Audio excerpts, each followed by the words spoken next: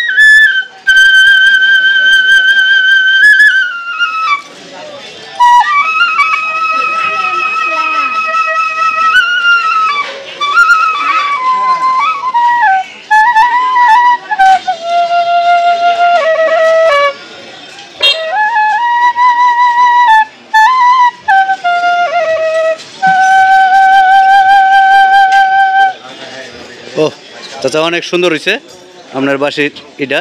আপনার নামটা কি? আসসালামু আলাইকুম। ওয়ালাইকুম আসসালাম। আপনার? হ্যাঁ, বাড়ি হালগোড়া গ্রাম, থানা জেলা শেরপুর। পোস্ট অফিস রোহা। হ্যাঁ আমি বাজান খুব কষ্টে আছি, আমি একটা অপারেশন করা লাগে আমার, হ্যাঁ আমি অন্য কোনো কর্ম করে খাইতে পারতাছি না।